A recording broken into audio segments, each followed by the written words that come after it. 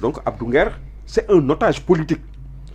Quelqu'un que les gens là, au régime, le régime actuel, veut museler parce que ça peut déranger.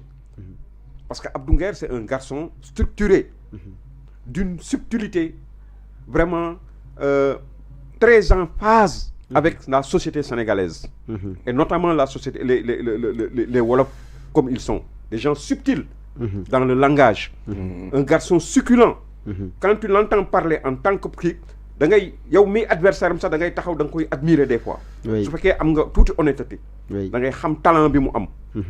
Abdou Nguer c'est pas un insulteur public. La différence c'est ça. Alors que Azoura c'est un insulteur. Azoura waxkatu njaaxum la. Xastekat la saagakat la.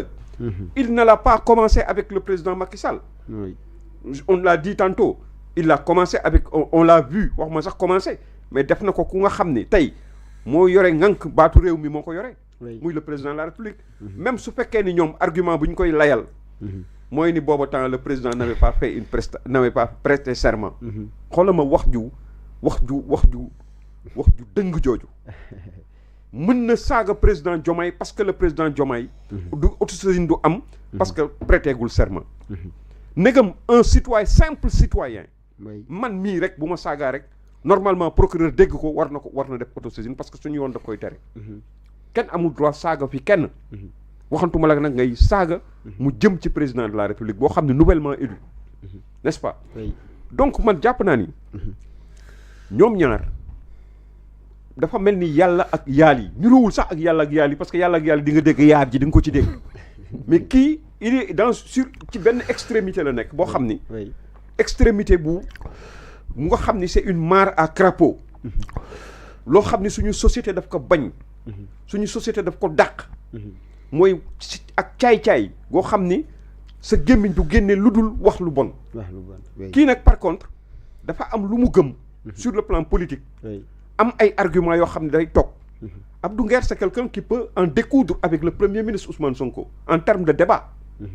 ou un autre ku mu mën a doon ci ñoom. même seeni avocat sax mën na toog débattre def na ko fi ak maître Bala xaw ma maître lan. toog na fi débat ak moom le gars était devenu un spectateur finalement. Il s'est affolé. Il s'est affolé. Pour dire que Abdou Nguer c'est différent. Et vraiment man je compatis ci li nga xam ne moom lay def maanaam sama xol ak sama xel yépp mel na ni doom joo jur bu nga xam ne jumaa ko jur bu nekk ci ay difficultés du ma yeewu benn suba bu nga xam ne du ma ko xalaat ci jafe-jafe yi mu nekk te loolu yépp li ko indil mooy adversité politique bi muy am ak ñii nga xam ne tey ñoom ñoo nekk ci boppu réew mi vraiment ñu koy ñaawlu quoi au plus haut point et di demander sa libération immédiate et sans condition mu ngi noonu en tout cas leeralaat aussi que Abdou Nguer bokkul APR ni les serviteurs bokkul benn parti boo xamante ni ràññee nañ ko ba tey damay desaat ak yow par rapport ak grève de la faim bi nga xamante moom la nekk di def ni ku ne xam na conséquences yi nga xamante ni mën na ko indil nit ki nga xam ne moo koy def moo xam si pendant wala aussi après lépp mën na indi ay séquelles est-ce que tey jii nii sax gouvernement bi lii nga xamante ni déjà ñëpp jot nañ si gis nañ manifestation bi nga xam ne def nañ ko au niveau international par rapport ak libération bu Abdou Nguer sans condition immédiate est-ce que tey jii nii sax lii waruñ si jël compte par rapport ak loo xamante ni mën na gàkkal seen yorin si jamono ji nga xamante ni daanaka liberté moom Abdou Aziz Abdou Nguer gàkkalul seen kii sax lu jiitu Abdou Nguer sax ñoom dañoo dañoo ñëw rek gàkk avant ñuy ñëw gàkk nañu ñëw gàkk ba gën a fës gën a feeñ n'est-ce pas parce que tamit xam nga am na xeetu déggoo am na kenn ci ñoom lu muy wax nee na nous avons gagné le pouvoir pardon la waxati le mot là mooy le gars du port waaw le gars du port am na lu mu wax lu extraordinaire par xaw ma lan détermination. xaw ma non c'est plus fort que ça. c'est plus fort que ça. oui c'est plus fort que ça. Il a employé un mot vraiment. mu ni et puis nous devons maanaam. nous devons gouverner de la même sorte avec par radicalité la wax. waaw par radicalisation. nous avons radicalité la wax. waaw nous avons acquis nous nous sommes opposés. et gagner le pouvoir avec radicalité nous devons gouverner par radicalité. avec radicalité xam nga. on a acquis le pouvoir dans la radicalité. dans la radicalité géré dans la radicalité.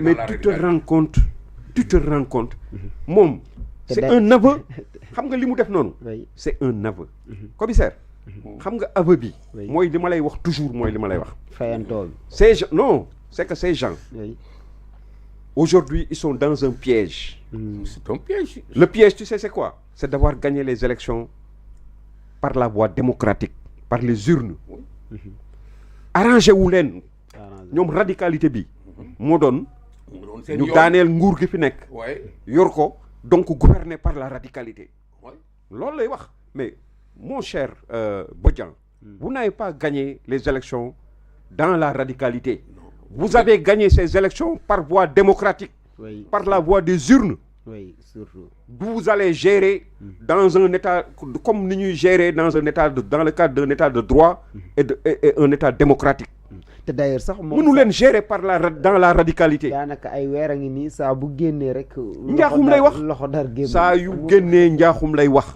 parce que xam nga lu tax parce que c'est des gens yu nga xam ne aujourd'hui ils n'ont pas les moyens d'avoir un autre comportement parce que c'est un luxe loolu il faut être à même d'être bien préparé de pouvoir ku nekk bu ñoom bu doon seen sago tey honnêtement je le dis à leur décharge bu doon seen sago mais sawaay ñi ngi def feu et flamme di indil sénégalais yi loo xam ni ñëpp dañ naan laay waaye ñii daal ñooy jàmbaar yi ñii daal ñooy na tey ñi ngi nii mënuñu tous ils sont là impuissants il faut qu'ils soient dans cette posture ah nga xam ni doole la ñuy jaay lépp ci doole lañ koy def lépp ci ay tappale lañ koy def mais vraiment c'est malheureux mais vraiment Abdou Nguer moom dañ ko war a bàyyi le plus rapidement possible parce que tamit c'est une patate chaude entre leurs mains oui surtout te Abdou Nguer li mu def combien d'hommes politiques l'ont fait beaucoup d'hommes politiques historiques dans l'histoire de grands hommes politiques comme Nelson Mandela comme keneen ak keneen ak keneen ñu bari def nañu loolu c'est une arme politique boo xam ne nit ñi dañ ko amee